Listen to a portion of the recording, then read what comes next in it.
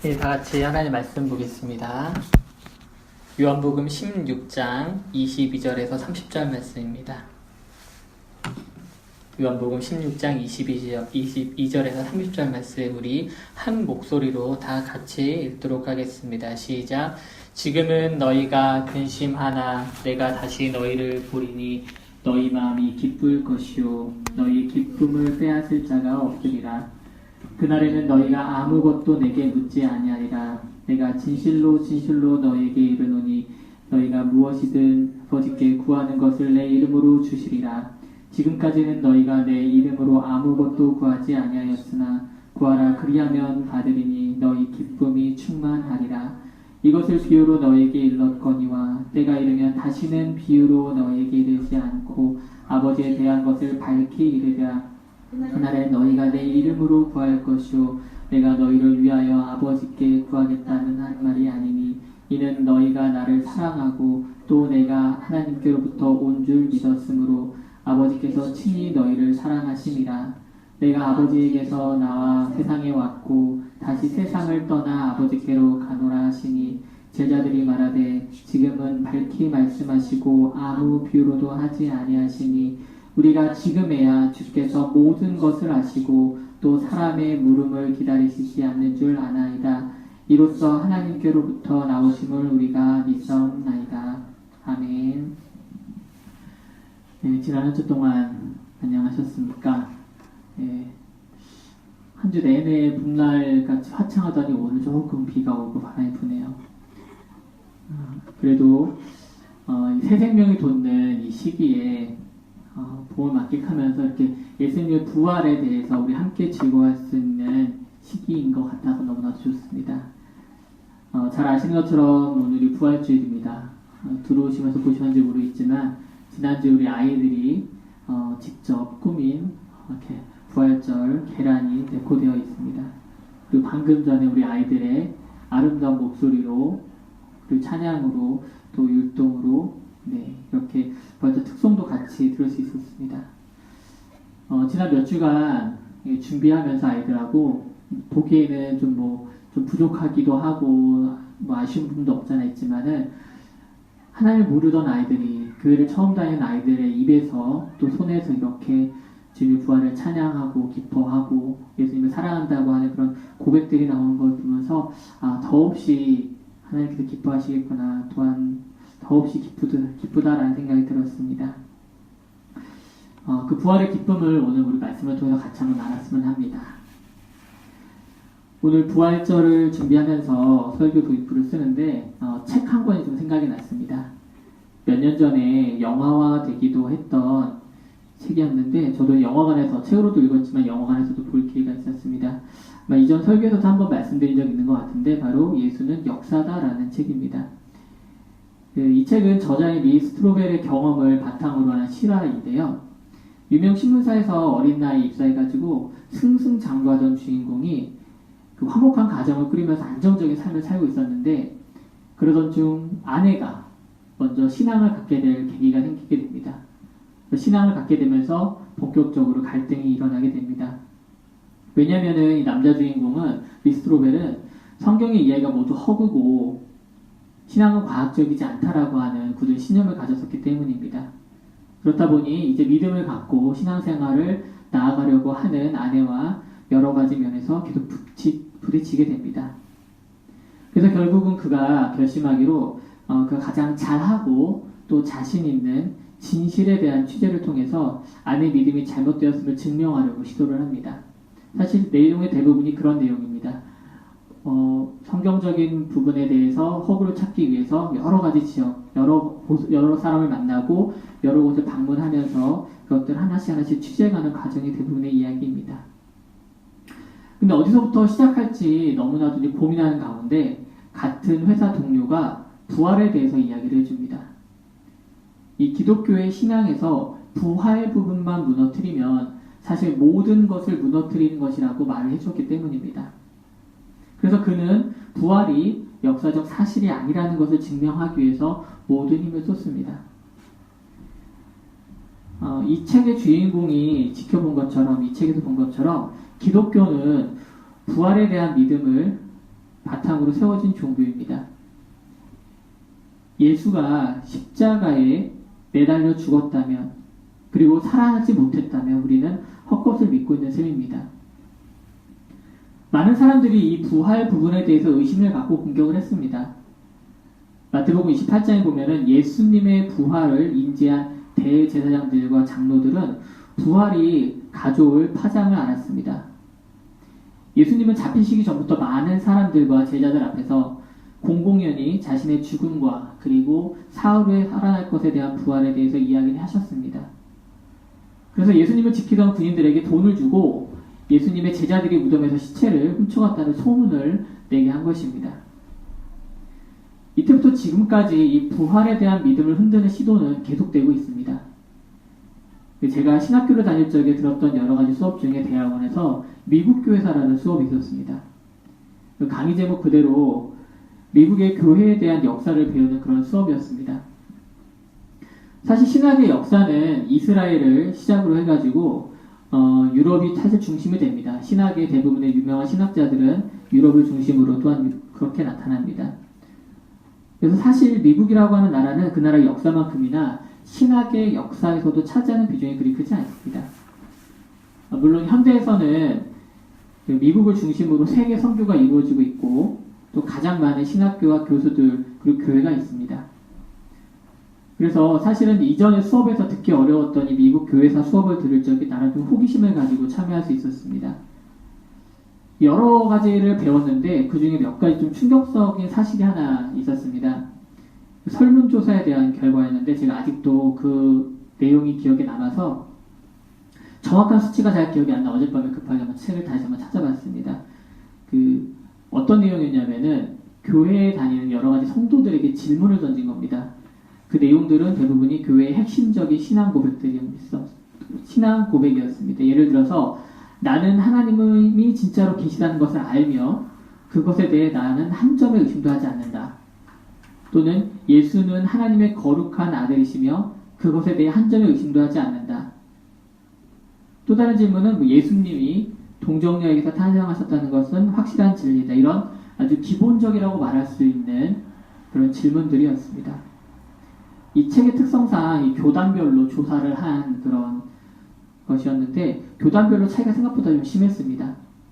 미국 교회 기준이니까 현대 우리나라의 교회와 좀 비교하는 건 직접적으로 좀 어렵다는 걸 미리 감안하고 들어주셨으면 합니다.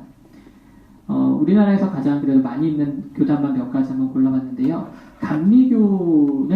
감리교인들은 위의 질문에 대해서 약 30%에서 60%만 그렇다라고 하는 긍정적인 답을 내놨습니다.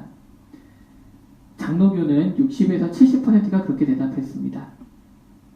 그리고 남친예 교인들은 99%가 이 답변에 대해서 긍정적인 답을 했습니다. 또 놀라운 것은 이 자료가 근래게 아니라 1960년대에 나온 것이라는 겁니다. 그래서 제가 바로 인터넷으로 혹시 비슷한 설문조사가 있었는지 좀 알아봤습니다. 그랬더니 2017년도에 영국 BBC에서 영국에 있는 성인들을 대상으로 설문조사한 내용이 있었습니다. 그 성문 대답한 사람 중에 기독교인들만 따로 뽑아가지고 다시 통계를 내보았더니 3분의 1도 안 되는 사람들이 예수 그리스도의 부활에 대해서 문자적으로 믿는다고 답을 했습니다. 독일에서도 비슷한 설문을 했는데 독일에선 46%에 그쳤다고 합니다. 그리고 이 기사의 마지막에 말미에 말해주는 것이 매년 이 부활에 대해서 예수를 문자적으로 믿는 것에 대해서 긍정적인 답변이 줄어들고 있다라고 짚어주었습니다. 스스로 기독교인이라고 생각하는 사람들에게 이 스스로 믿음을 어디에 세워주었는지 묻고 싶습니다. 아마 이 자리에 함께한 저와 여러분에게도 다시 한번 확인해야 할 질문이 아닌가 싶습니다. 오늘 부활주일을 맞아 이 부활이 나와 무슨 관계인지, 나의 신앙과 어떤 관계에 있는지 돌아보는 귀한 시간이 되길 소망합니다. 오늘 본문은 고난주일 말씀을 나눈 지난주와 같은 요한복음 16장을 배경으로 합니다. 지난주는 십자가를 지실 때가 찬 것을 아신 예수님의 행적을 살펴보았습니다. 제자들과 수많은 사람들이 예수님을 남겨두고 떠났지만 아버지께서 함께 하신다는 것을 잊지 않으신 예수님께서는 당당히 자신에게 온 잔을 받아들이는 모습을 보여주셨습니다. 오늘 본문인 22절부터 예수님은 제자들을 향해 지금과 부활 후 그날에 대해서 말씀해 주시므로 제자들이 지금만 사는 것이 아니라 그 이후의 삶에 대해서 준비해야 함을 말해주고 계십니다. 예수님께서는 일찍이 제자들에게 자신이 사람들에게 고난을 받고 죽음을 당할 것을 알려주셨습니다. 하지만 제자들은 그 말을 듣고서 그저 그 말이 비유적인 말이겠거니 이해하거나 혹은 애써 무시했습니다. 베드로처럼 활기왕성한 사람은 자신의 스승인 예수님께 그런 일이 일어나지 못하게 막겠다며 호기 있게 말하기도 했습니다. 하지만 예수님께서는 자신에게 그 일이 닥치면 제자들이 주름낭을 칠 것을 이미 알고 계셨습니다. 그래서 예수님은 그때를 위해서 미리 말씀해 주시는 것입니다. 모든 일에 순서가 있듯이 이 부활이 있기 위해서는 십자가 위에서의 죽음이 먼저 있어야만 했습니다. 부활의 기쁨을 맛보기 위해서는 현재의 고난받는 삶이 먼저 올 수밖에 없는 것과 같습니다. 예수님은 모든 사람들이 그것을 알기를 원했습니다. 그래서 반복적으로 지금과 그리고 그날을 비교하면서 말씀을 해주십니다. 본문에서 조금 올라가서 16절부터 보게 되면은 지금과 그날을 비교하는 것과 같은 비슷한 대꾸가 나옵니다. 16절입니다. 조금 있으면 너희가 나를 보지 못하겠고 또 조금 있으면 나를 보리라 라는 말씀입니다. 첫 번째 조금 있으면은 지금 곧 일어날 일을 말하는 것이고 두 번째 조금 있으면은 부활의 그날에 대한 말씀입니다. 그래서 20절을 보게 되면은 지금 곧 다가올 시간에 사람들은 곡하고 애통할 것이라고 말씀해 주십니다. 같은 말이 22절에서는 근심한다는 표현으로 나옵니다.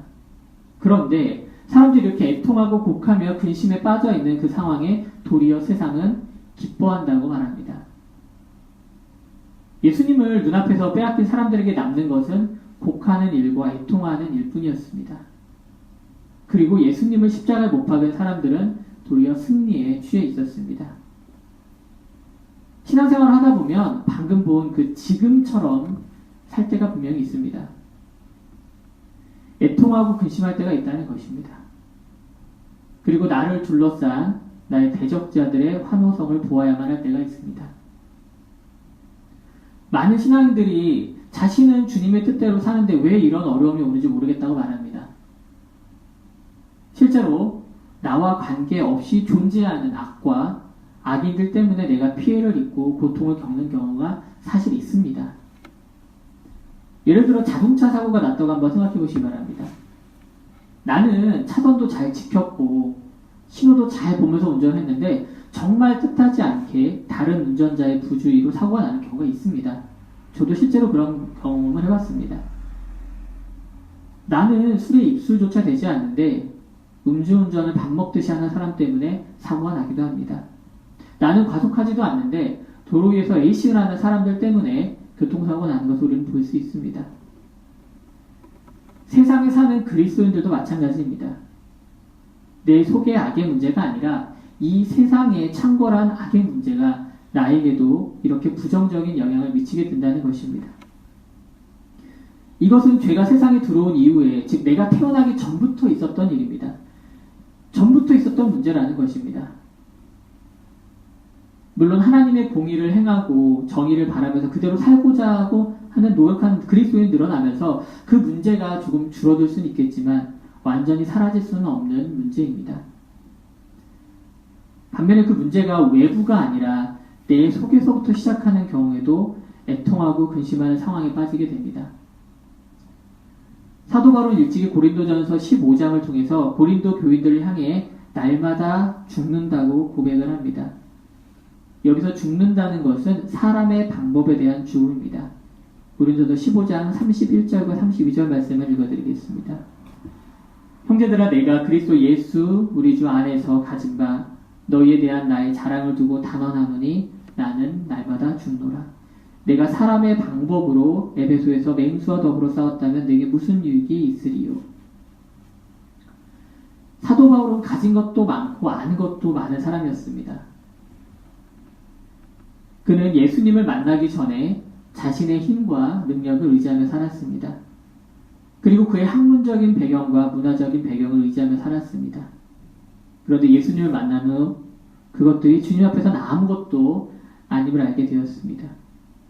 그래서 바울은 사람의 방법을 과감하게 버리고 예수님의 방법으로 살기로 작정합니다. 여러분은 지금 사람의 방법을 버리고 온전히 예수의 방법으로 살고 계십니까? 아멘으로 거리낌 없이 대답하는 분도 계시겠지만 사실 대답을 즉시 못하는 경우도 있습니다. 우리가 다 사도 바울이 될 수는 없지 않겠습니까?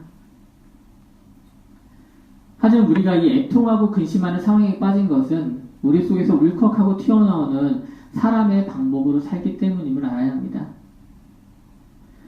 우리가 살아가야 할 삶의 표대에 대한 각도를 주님이 아니라 부활의 삶이 아니라 이 세상에 맞추는 때가 있기 때문입니다.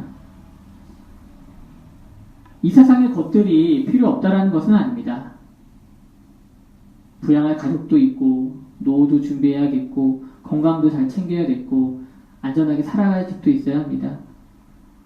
다만 우리는 지금만 사는 사람들이 아니라는 것을 잊지 말아야 한다는 것입니다.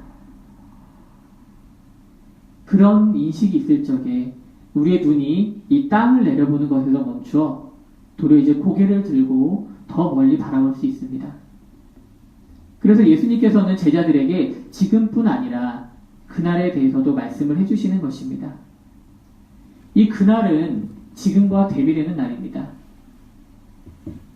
이 말씀을 듣던 제자들에게 어쩌면 그날은 막연한 미래처럼 들렸을지도 모릅니다. 하지만 이는 예수님께서 십자가에서 죽으신 후 제자들은 그날을 위해서 쉬지 않고 기도했습니다.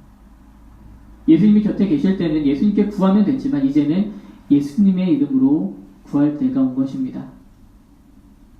그날에 대해 예수님께서 말씀하십니다. 근심이 도리어 기쁨이 될 것이라고. 그리고 그 기쁨은 아무도 빼앗을 수 없다고 말씀하십니다. 그 기쁨에 대해서 예수님께서는 해산의 기쁨으로 비유해 주십니다. 이 말씀을 읽으면서 그 첫째 아이를 낳던 생각이 났습니다. 벌써 10년도 넘게 되었네요. 첫째를 낳을 때는 아내나 저는 엄청 긴장하고 만반의 준비를 했던 것 같습니다. 아내는 매일같이 인근 공원을 다니면서 운동을 했습니다. 그리고 예정일 일주일 전부터는 가방을 싸두고 집안을 청소하고 정리하고 새롭게 올 아기를 맞을 준비를 했던 기억이 납니다. 예정일이 하루 지나서 좀 늦어지긴 했는데 바로 그 다음날 새벽에 징조가 보여서 바로 새벽에 병원을 갔습니다. 처음에는 좀 여유로웠던 것 같아요. 그때 찍어준 사진도 같이 보면은 아내가 링거를 맞고 있는데 되게 얼굴이 평안했던 것으로 보입니다. 그런데 이제 본격적으로 진통이 시작되는 오후부터 어떻게 시간이 지나가는지 모를 정도로 힘들었습니다. 곧 나오겠는지 분만실로 옮겨서 옆에서 지켜보는데 지켜보는 사람도 그 고통이 전해질 정도로 엄청나게 힘들었던 시간이었습니다. 이러다 아내가 정말 먼저 지쳐가지고 애가 나오기 전에 기절하는 거 아닐까 싶을 때가 있었습니다. 막 그거 정말 너무 힘들고 어려울 때 그 고통이 극에 달했을 때 그때서야 큰 아이를 만날 수 있었습니다. 그러고 나서 몇 시간 이후에 깨끗하게 씻긴 아이를 그리고 조금 쉬고 있던 아내와 저에게 데려다 주셨는데 그때 그 보았던 표정, 비록 누워서 아내는 받았고 저도 지친 상태에서 배워왔지만은 그 분만실에서의 고통을 정말 덮는 그런 기쁨을 맛볼 수가 있었습니다. 물론 이제 제가 몸소 체험한 게 아니라 무임승차한 것 같긴 한데 그 이후에 한 1년 반, 2년 좀 있다가 이제 둘째를 낳으면서 확실히 좀 덜 걱정하고 나은 거 보면은 확실하게 이 해산의 고통보다 해산의 기쁨이 더 큰 것이 확실한 것 같습니다. 제자들에게 그리고 저와 여러분에게 지금의 삶은 어쩌면 고통의 연속일 수도 있습니다. 오늘 하루도 힘들게 마쳤는데 또 다른 어려움이 미래에 기다리고 있는 것 같을 때가 있습니다. 마치 끝나지 않은 굴레에 빠진 것 같은 그런 쳇바퀴에 있는 그런 생각이 들기도 합니다. 그러나 우리의 삶은 절대로 지금으로 끝나지 않음을 믿으시기 바랍니다. 예수님은 지금의 시간이 지나면 그날, 즉 부활의 날이 올 것이라고 말씀하십니다. 그날의 기쁨은 지금의 근심과는 비교할 수 없음을 믿으시기 바랍니다. 사도 바울은 일찍이 이 고난과 부활의 기쁨을 모두 맛본 사람이었습니다. 그래서 로마서 8장에서 생각하건대 현재의 고난은 장차 우리에게 나타날 영광과 비교할 수 없도다 라고 당당하게 선포했던 것입니다.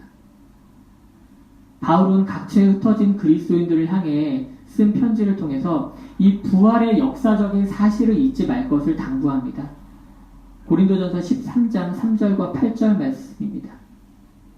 내가 받은 것을 먼저 너에게 전하였노니 이는 성경대로 그리스도께서 우리 죄를 위하여 죽으시고 장사 지낸 바 되셨다가 성경대로 사흘 만에 다시 살아나사 게바에게 보이시고 후에 12제자에게와 그 후에 500의 형제에게 일시에 보이셨나니 그 중에 지금까지 대다수는 살아있고 어떤 사람들은 잠들었으며 그 후에 야고보에게 보이셨으며 그 후에 모든 사도에게와 맨 나중에 만삭되지 못하여 난 자 같은 내게도 보이셨느니라.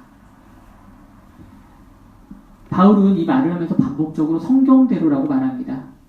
여기서 말하는 성경은 구약 성경을 이야기합니다. 바울은 먼저 예수님의 죽음과 부활이 성경의 예언이 성취된 것임을 확실하게 이야기합니다. 이 모든 것들이 하나님의 영원하신 계획과 섭리 가운데 이루어진 일이라는 것입니다. 여기서 몇 가지 동사들을 주목할 필요가 있습니다. 3절에 죽으시고 4절에 장사 지내다 그리고 6절에 보이셨다라는 이 동사들은 단순 과거입니다.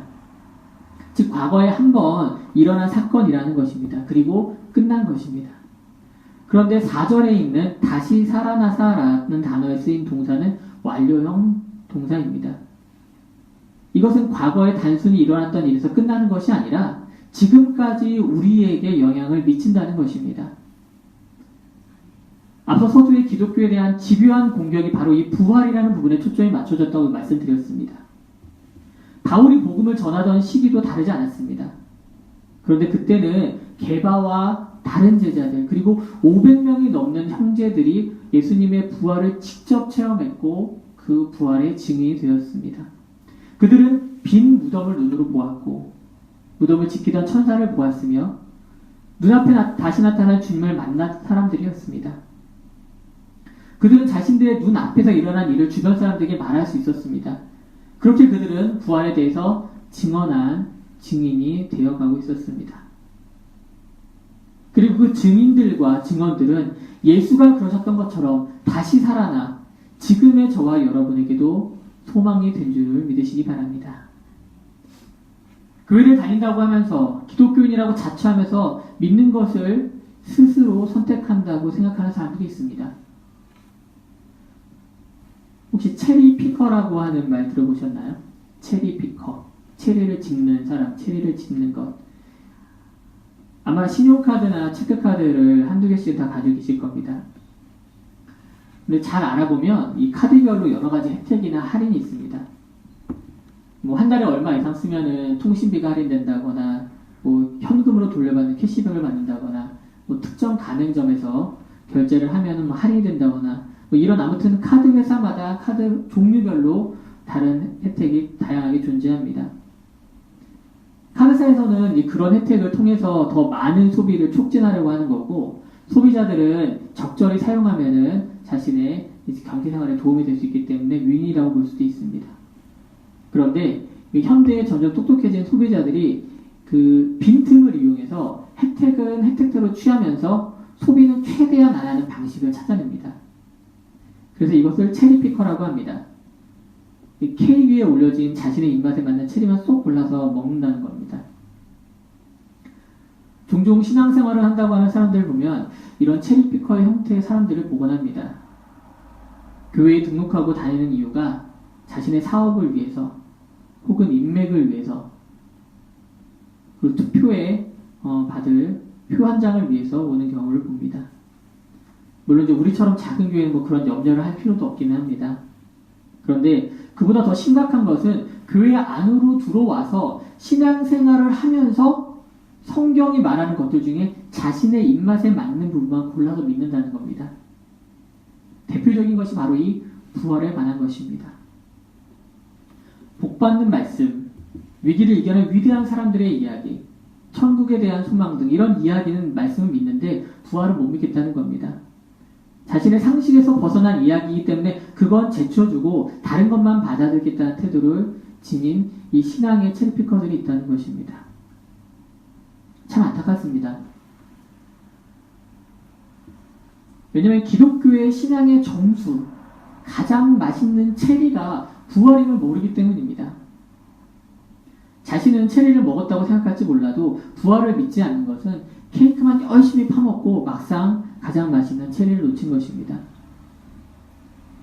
예수님께서는 자신의 사역을 시작하면서 자신을 보내신 하나님 아버지의 뜻을 천명합니다. 요한복음 5장 39절과 40절 말씀입니다. 나를 보내신 이의 뜻은 내게 주신 자 중에 내가 하나도 잃어버리지 아니하고 마지막 날에 다시 살리는 이것이니라.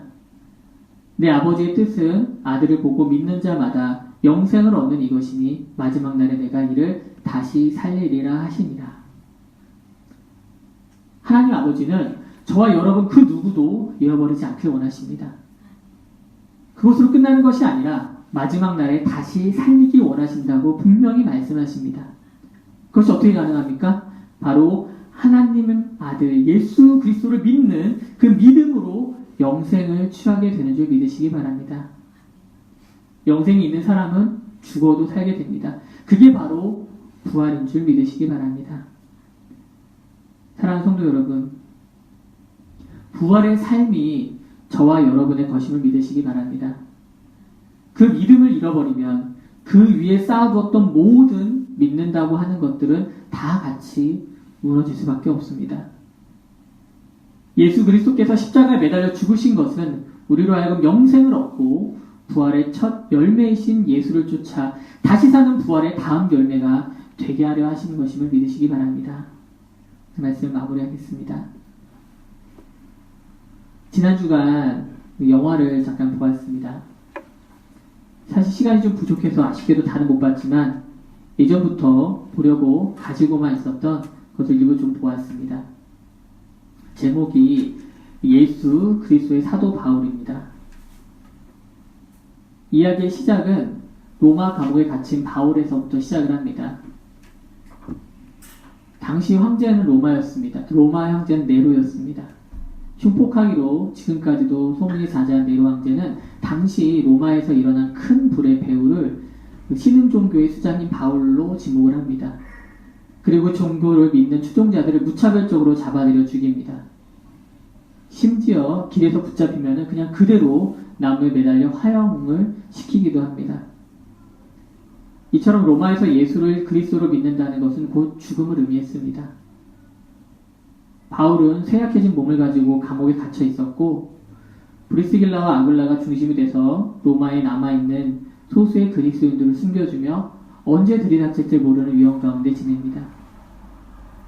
그 가운데 누가복음과 사도행전의 저자인 누가가 이 공동체와 바울을 위험스럽게 오가면서 복음을 전달하고 믿음을 고취시키는 장면이 나옵니다.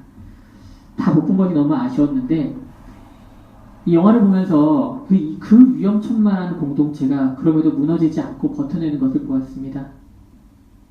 왜냐하면 그들 가운데 예수를 그리스도로 믿는 굳은 믿음이 있었기 때문입니다. 예수님의 부활을 체험한 사람들이 그 가운데 있었기 때문입니다. 그들은 예수님께서 말씀하신 대로 고통과 고난 가운데 지금을 살고 있었지만 부활의 그날 역시 잃어버리지 않고 품고 있었습니다. 그 영화를 보면서 지금 우리가 속한 한국교회가 너무 편한 것은 아닌지, 그래서 부활의 그날에 대한 소망이 약해진 것은 아니지 하는 안타까운 마음이 들었습니다. 그런 마음이 남아있는 가운데 또 한 소식을 들었는데 중동에서 선교사로 파송된 친구의 글이었습니다. 그동안 여러 가지 어려움이 있었지만은 귀한 결신의 열매도 있었고 또 현재 학교를 세우는 비전까지 공유했던 상황이었습니다. 우리 교회도 그 교회를 위해서 기도하며 소중히 헌금을 보내고 있는 상황이었습니다. 그런데 갑자기 들이닥친 그 지역 경찰들 때문에 여러 가지 혼란에 있었다고 빠졌다고 글을 썼습니다. 경찰들 말하기로 그 특정 기간까지, 라마단 기간까지 다 정리하고 나라를 떠나버리라는 그런 말을 들었다고 글을 올렸습니다. 그래서 기도를 부탁했습니다. 정말 그 글을 보자마자 기도하지 않을 수가 없었습니다. 편안한 삶 때문에 부활에 대한 소망이 약해지지 않았나 걱정하는 가운데 여전히 이처럼 한쪽에서는 근심하고 애통하는 시간을 지나고 있는 믿음의 사람들이 있었습니다. 사랑하는 성도 여러분, 우리의 자리와 상황이 어떠하든지 부활을 잃지 않기 원합니다. 해산의 기쁨이 그 고통을 뒤덮듯이 부활의 기쁨과 감격이 우리의 삶 전체를 뒤덮길 소망합니다. 그리고 이 부활의 소망을 가슴 깊이 갖고 지금을 살아가는 저와 여러분이 되길 주님의 이름으로 축원합니다.